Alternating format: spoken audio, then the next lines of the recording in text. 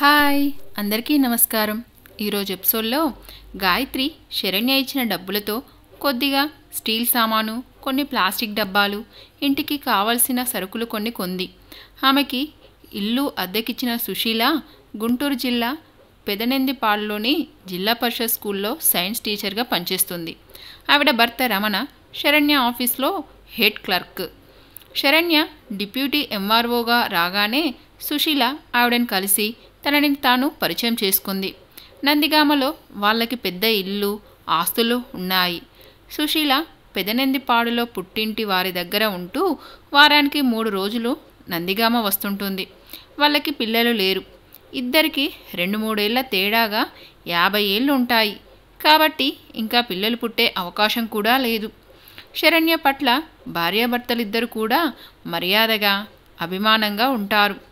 గాయత్రికి అంగన్వాడీ కార్యకర్తగా ఉద్యోగం వేయించగానే ఆఫీస్లో చెలరేగిన విమర్శల వెల్లువ కళ్ళారా చూసిన రమణ ఆ విషయం భార్యకి చెప్పాడు. సుశీల శరణ్యని సమర్థించి, ఒక అమ్మాయికి ఏదో తన చేతిలో ఉన్న సాయం చేసినందుకు ఇలా మాట్లాడతారా అంటూ భర్త మీద విరుచుకుపడింది. మీరు మాత్రం వాళ్ళల్లో చేరకండి. చిన్న వయసులో ఇంకా పెద్ద పోస్టులో ఉంది. జనాలు కుళ్ళి చచ్చేవాళ్ళు చస్తూనే ఉంటారు. అవన్నీ లక్ష్య పెట్టద్దు అని నేను ఆవిడకు ఫోన్ చేసి చెప్తాను అంటూ అప్పటికప్పుడు శరణ్యకి ఫోన్ చేసి ధైర్యం చెప్పింది. ఆవిడ సంస్కారానికి శరణ్య చెలించిపోయింది.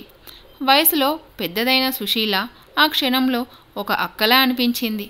ఆ సందర్భంలోనే గాయత్రి గురించి క్లుప్తంగా చెప్పి ఆ అమ్మాయికి ఒక షెల్టర్ ఏర్పాటు చేస్తే తన భుజాల మీద బరువు దిగుతుందని చెప్పింది. సుశీల దంపతులకు నందిగ్రామంలో ఉన్న ఇల్లు సుమారు 400 గజాల స్థలం. 300కి కొంచెం తక్కువ స్థలంలో ఇల్లు కట్టుకొని మిగతాది ఖాళీగా వదిలేశారు. వెనక పెరడు.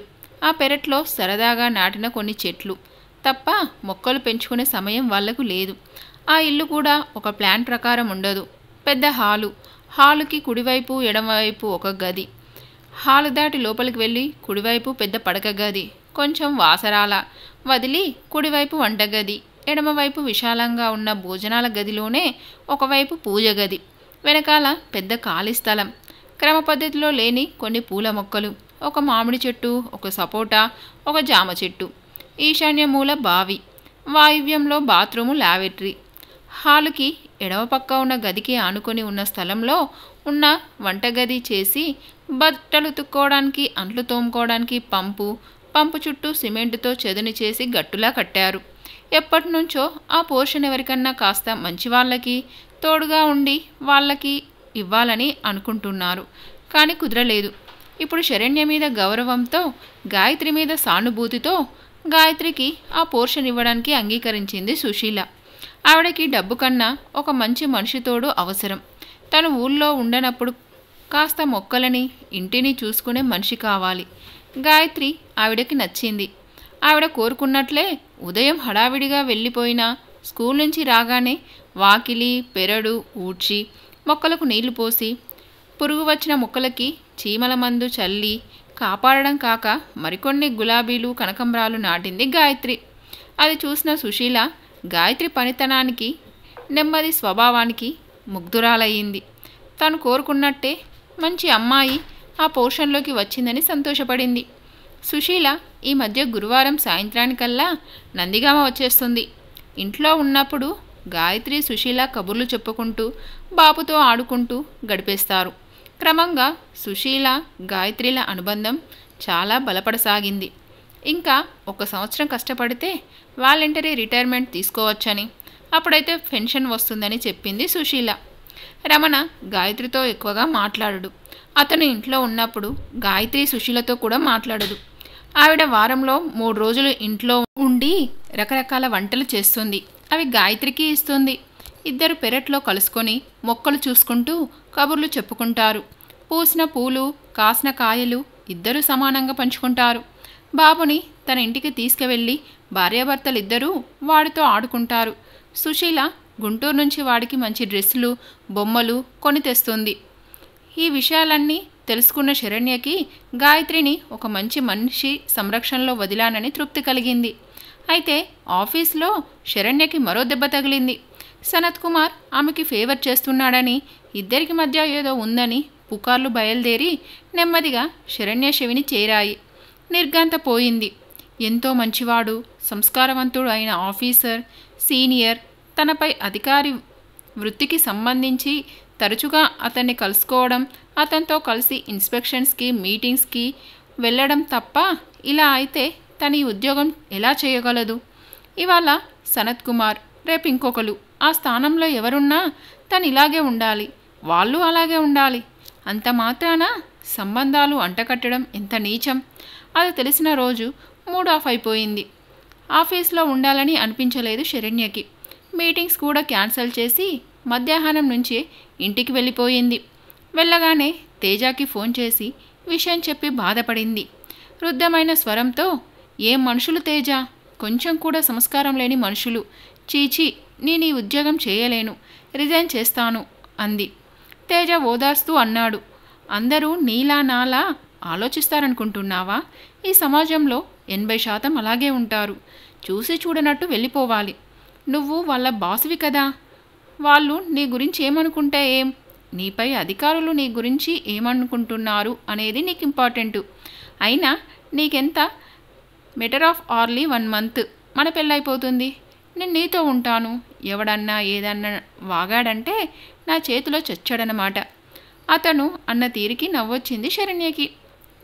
ఏం సినిమాలో లాగా ఎడాపెడా కొట్టేస్తావా ఏం అంది. మరి కాక ముద్దు పెట్టుకుంటానా? కాళ్ళు కీళ్ళు విరగ్గొట్టేస్తా అన్నాడు తేజ. థ్యాంక్స్, అవన్నీ చేయకపోయినా నన్ను అర్థం చేసుకున్నావు చాలు తేజ. నీలాంటి భర్తలున్న ఏ ఆడదానైనా చాలా అదృష్టవంతురాలు. $1 million ఆస్తి కన్నా కష్టంలో సుఖంలో నీకు నేనున్నాను అంటూ హృదయపూర్వకంగా భరోసా ఇచ్చే ఆత్మీయుడు భర్త కావడం ఎంతో సెక్యూరిటీని ఇస్తుంది మనస్ఫూర్తిగా అంది. తర్వాత మరి కాసేపు భవిష్యత్ ప్రణాళికలు వేసుకుంటూ కబుర్లు చెప్పుకున్నారు. తేజ ఇచ్చిన సపోర్టు మరింత ఉత్సాహాన్ని, ఆత్మవిశ్వాసాన్ని నింపగా ఎప్పటికన్నా హుందాగా ఆఫీస్కి వెళ్ళింది. ఎప్పట్లాగే మీటింగ్స్కి సనత్ కుమార్తో కలిసి వెళ్ళడం, తన కండక్ట్ చేయవలసిన మీటింగ్స్కి కండక్ట్ అవ్వడం, ఎవరికి భయపడకుండా తన సిద్ధాంతాలను అనుసరిస్తూ ముందుకు సాగిపోతూ ఉంది. ఇరువైపులా పెద్దలను కలిసి దగ్గరుండి పెళ్లి ముహూర్తాలు పెట్టించాడు తేజ. శరణ్య పెళ్లికి 10 రోజులు లీవ్ పెట్టింది. సనత్ కుమార్ ఆమెకు శుభాకాంక్షలు చెప్పి ఆమె లీవ్కి అనుమతిస్తున్నట్లుగా రికమెండ్ చేసి కలెక్టర్ ఆఫీస్కి పంపించాడు. ఆమెను తీసుకువెళ్ళడానికి తేజ విజయవాడ వచ్చాడు. 2 పడక గదులు ఫ్లాట్ చూసి, ఇంత చిన్న ఫ్లాట్ తీసుకున్నావేంటి? వెంటనే మనం 3 bedroom ఫ్లాట్కి షిఫ్ట్ అవుదాం. నీ స్టేటస్కి కానీ నా స్టేటస్కి కానీ ఇది తగినది కాదు అంటూ అప్పటికప్పుడు లబ్బిపేటలో తన ఫ్రెండ్ ద్వారా అత్యంత ఆధునికంగా ఉండే ఫ్లాట్ తీసుకున్నాడు. ఓనర్స్ దగ్గర 2 నెలల అడ్వాన్స్ ఉంచాడు. లీవ్ నుంచి వచ్చాక షిఫ్ట్ అవుదాం అంది శరణ్య. తేజ సరే అన్నాడు. 2 రోజులు విజయవాడలో ఉండి అక్కడ కూడా షాపింగ్ చేసి కనకదుర్గమ్మవారిని దర్శించుకొని మంగళగిరి, అమరావతి కూడా వెళ్ళి స్వామి దీవెనలు పొంది ఇద్దరు హైదరాబాద్ బయలుదేరారు. వెళ్లే ముందు ఒకసారి గాయత్రిని చూసి ఎలా ఉందో కనుక్కుందాం అనుకుంది. కానీ కుదరలేదు. గాయత్రిని తేజకు చూపించాలి అనుకుంది.